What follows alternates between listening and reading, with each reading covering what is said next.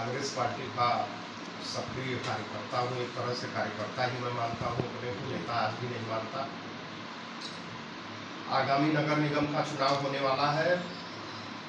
बनारस से मैं भी मेयर पद का उम्मीदवार हूँ। सन 1977 से मैं कांग्रेस का कार्यकर्ता हूँ। तब से लगातार पार्टी में सक्रिय रह करके पार्टी के नीतियों को, पार्टी के कार्यक्रम को, पार्टी को आगे बढ़ाने में काम करता रहा हूँ। 1977 में काशी विद्यापीठ में एडमिशन लेने के बाद राष्ट्रीय छात्र संगठन से जुड़ा। 1980 में मैं राष्ट्रीय छात्र संगठन के बैनर से ही काशी विद्यापीठ में छात्र संघ का पदाधिकारी रहा। 1981 में पुनः मैं समाजशास्त्र परिषद का निर्विरोध अध्यक्ष रहा। तब से लेकर के आज तक कांग्रेस का ही काम कर रहा हूँ। बीच में 2 बार मैं शिवपुर विधानसभा से विधानसभा का चुनाव लड़ने की भी तैयारी किया, लेकिन संयोग ही था कि दोनों बार सीटें जो है मतलब गठबंधन में चली गई, इसलिए हमें चुनाव लड़ने का अवसर नहीं मिल पाया। इस बार नगर निगम की सीट सामान्य है, तो हमने भी अपना दावा प्रस्तुत किया है।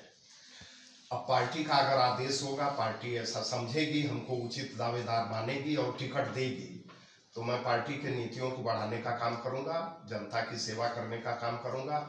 मेरी इच्छा है कि मुझे टिकट मिले और मैं चुनाव लड़ूं, और इसको लेकर के मैं लगातार प्रयासरत हूं। पार्टी के पर्यवेक्षक भी आए थे, उनकी बैठक भी हुई। उनका भी अभिमत है कि मैं एक अच्छा दावेदार हूं, और हमारे बारे में कहीं भी आप पता करेंगे तो हमारी साफ सुथरी छवि है। निर्विवाद व्यक्ति हूँ, कोई विवाद नहीं मेरे नाम पर। आप मेयर पद के प्रत्याशी हैं, और मुद्दे क्या रहेंगे आपके? मुद्दे देखिए, हम स्थानीय मुद्दों पर चुनाव लड़ेंगे। हम बहुत बड़ी बड़ी बात करने वाले नहीं हैं। राष्ट्रीय डंका बज रहा है और पूरे विश्व में डंका बज रहा है और राष्ट्र में बड़ा नाम चल रहा है। डंका बज रहा है। एक तरफ तो भारतीय जनता पार्टी कहती है कि उसका डंका बज रहा है, और राहुल गांधी पप्पू हैं, वो कुछ नहीं कर सकते, वो किसी काम लायक नहीं है। लेकिन दूसरे तरफ उनकी जबान देखिए, दूसरे तरफ कहते हैं कि राहुल गांधी विदेश से मिल करके इतनी बड़ी साजिश रच रहे हैं और देश को कमजोर कर रहे हैं। एक तरफ आपका डंका बज रहा है, राहुल गांधी कुछ नहीं है। दूसरी तरफ विदेश के लोग राहुल गांधी को इतने ताकतवर समझ रहे हैं कि उनसे मिलकर के देश को कमजोर करना चाह रहे हैं। तो ये सब खोखली बातें हैं। इन सबों का जनता से कोई लेना देना नहीं है। ये हवा बनाने वाली बातें हैं। जनता का मुद्दा है महंगाई, जनता का मुद्दा है सत्ता में ना। बीजेपी तो इधर बीच में रही 1 बार 2 बार, फिर इधर 8 साल से है। बाकी 60 साल तो कांग्रेस ही रही सत्ता में।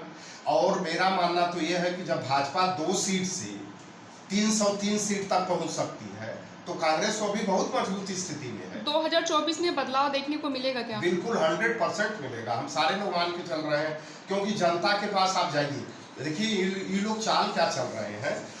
चाणक्य ने कहा है कि जब जब व्यापारी देश का राजा होता है, तो वहाँ की जनता को का भिखारी होना तय है।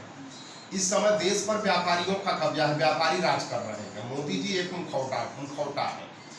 तो व्यापारी राज्य करेगा तो व्यापारी बढ़ रहे हैं, और नीचे जो गरीब तबका है उसको ये 5 किलो राशन देकर के बहकाए हुए हैं कि आप खाइए और जिंदा रहिए, और इसी को विकास मानिए। आज की तारीख में वो बेचारे गरीब इसी को विकास मान रहे हैं। वो उनको इस स्थिति में पहुंचा दिया कि वो ये मान के चल रहे हैं कि अगर ये हमको राशन भी नहीं मिलता तो हम कहाँ जाते हैं, तो खाने भी ना मर जाते। तो ये इस स्तर पर ला करके खड़ा कर दिया है। और सबसे ज़्यादा परेशान मिडल वर्ग है। मिडल वर्ग तो हर तरफ से प्राइस कर रहा है, हर तरफ से परेशान है। गैस के दाम लगातार बढ़ रहे हैं, खाने पीने की चीज़ों के दाम लगातार बढ़ रहे हैं। तो एक तरफ व्यापारी है, अडानी जी की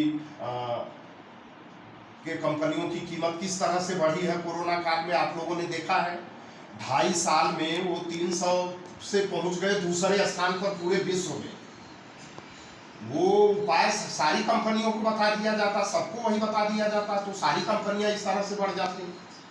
राहुल गांधी की सदस्यता रद्द कर दी गई, इसके पीछे किसका हाथ है? भाई कहीं ना कहीं बीजेपी का हाथ है, बीजेपी की साजिश है। ये कौन सा कारण है कि आनंद फानन में, ठीक है चलिए कोर्ट का मामला अपने जगह पर है। कोर्ट का मामला, कोर्ट देखिए, हम किसी जज का क्रिटिसाइज नहीं किया जा सकता, लेकिन जजमेंट के बारे में तो टिप्पणी की जा सकती है, जैसा कि आप भी जानते हैं। जो केस राहुल गांधी के ऊपर लगा है उसमें मैक्सिमम सजा 2 साल की है।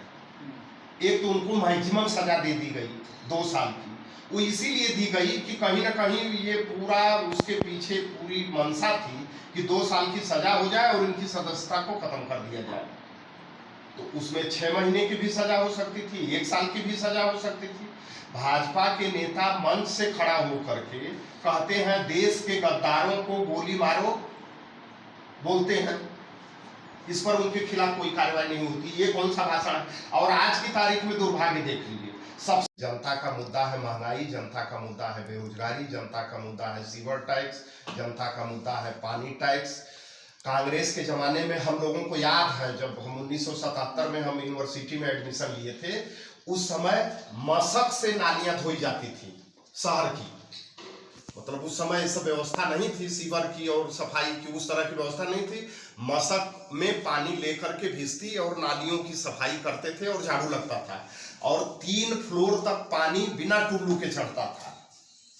आज बिना टुल्लू के किसी मकान के 1 फ्लोर में पानी चढ़ा करके बता दीजिए आपकी पानी चढ़ता है पक्के महल में। किस प्रकार से आप चुनाव की तैयारी करेंगे, क्योंकि साथ कोरोना भी दस्तक दे रही है? अब जिस तरह का पालन हर पार्टियां करेंगी वो पालन मैं भी करूंगा, जैसे और लोग चुनाव लड़ेंगे वैसे ही मैं भी लड़ूंगा। कोरोना का दस्तक कहीं चुनावी मुजला तो नहीं है? अभी तो फिलहाल तो ऐसा कुछ नहीं लग रहा है, लेकिन ये तो सारा एजेंडा सेट करती है भारतीय जनता पार्टी। अगर उसको अभी लग जाए कि चुनाव में हमारी स्थिति ठीक नहीं है, नगर निगम में हम हार भी सकते हैं, तो कल से वो तो कोरोना डिक्लेयर करके और सारा कुछ प्रतिबंधित कर देंगे। तो ये तो आप जानते हैं। सर, जैसा रिपोर्ट आ रही है कुछ कोरोना मरीज पाए गए हैं बनारस में। पाए तो गए हैं और लोगों को एहतियात बरतना भी चाहिए। हम लोग स्वयं की एहतियात बरतते हैं। हम तो बूस्टर डोज भी लगवा चुके हैं, 3 टीका लगवा चुके हैं। तो अगर देखिए वैज्ञानिक तथ्यों के आधार पर बात होनी चाहिए। अगर डॉक्टर ऐसा एडवाइस कर रहे हैं, किसी पार्टी के कहने पर ये सब नहीं होना चाहिए। हमें क्या मालूम कि कोरोना कितनी तेजी से बढ़ेगा, उसका क्या प्रारूप है, उससे कितने लोग प्रभावित होंगे। अगर वैज्ञानिक कहते हैं, अगर डॉक्टर कहते हैं, जिस तरह का प्रतिबंध लगाना चाहते हैं उस तरह का प्रतिबंध लगे, जैसे सब लोग पालन करेंगे वैसे मैं भी पालन करूंगा उसका। सर, अगर देखा जाए तो सन 2014 के बाद से कांग्रेस के कोई भी प्रत्याशी बनारस में जो है जीत नहीं पाए, इसका क्या कारण था? नहीं, ठीक है, 9 से 14 तक सांसद डॉक्टर राजेश मिश्रा जी थे। भाई 89 के पहले भाजपा भी नहीं जीत पाती थी, लगातार यहाँ कांग्रेस ही जीतती थी। तो समय की बात है, शहरी क्षेत्र है, धार्मिक क्षेत्र है, कहीं ना कहीं किन्हीं कारण से जब से धार्मिक उन्माद बढ़ा है, जब से श्री राम मंदिर का मुद्दा उठा है, तब से भाजपा से कांग्रेस सेकुलर पार्टी है। कांग्रेस अपने फायदा के लिए देश को किसी तरह के संकट में नहीं डालना चाहती। 89 के बाद से जब से धार्मिक उन्माद बढ़ा है तब से भाजपा का उद्भव हुआ है। भाई आज भी 60 साल कांग्रेस रही है सत्ता में ना। बीजेपी तो इधर बीच में रही 1 बार 2 बार, फिर इधर 8 साल से है। बाकी का यह है कि देश के गद्दारों को गोली मारो, वो सबसे पहले मीडिया के सामने आकर के वक्तव्य देते हैं कि राहुल गांधी ने हेट स्पीच दिया। तो कोर्ट का मामला तो अपने जगह है, लेकिन इनके एक सांसद 1.5 साल से उनका मामला पेंडिंग था, विधायक का मामला पेंडिंग था, तब तो कोई कार्रवाई नहीं हुई। राहुल गांधी ने आरोप लगाया कि मोदी सरनेम के जितने सब चोर है। सबका नाम नहीं लिया है, सब सारे मोदी सारे मोदी नहीं, पहले नाम लिया उन्होंने। आप उनके वक्तव्य को देखिए, उन्होंने कहा ललित मोदी, नीरव मोदी, राहुल चोकसी, उन्होंने नाम लिया और कहा कि ये जो चोर हैं ये मोदी ही क्यों निकल रहे हैं, ये कहा उन्होंने। न कि ऐसा कहा कि सारे मोदी चोर हैं, उसको तोड़ा मरोड़ा गया है। और दुर्भाग्य देखिए भाजपा का, तो ये देखिए इन सबको पिछड़ा बता दिया बीजेपी ने कि पिछड़ों का मतलब अपमान हुआ। ये पिछड़े हैं, ललित मोदी पिछड़े हैं, नीरव मोदी पिछड़े हैं, राहुल चोकसी पिछड़े हैं, लेकिन है, चल रहा है, खेल चल रहा है। किस पर आरोप लगाएंगे, ये किसकी साजिश है? सत्ता की साजिश है, और किसकी साजिश है? और कौन साजिश करेगा? दूसरा कौन करने वाला है साजिश? आनन फानन में उनकी सदस्यता छीन ली गई और उनको मकान खाली करने का नोटिस दे दिया गया। हमारे ही पार्टी के बहुत वरिष्ठ नेता हैं गुलाम नबी आजाद जी, उनका मकान क्यों नहीं खाली हो रहा है?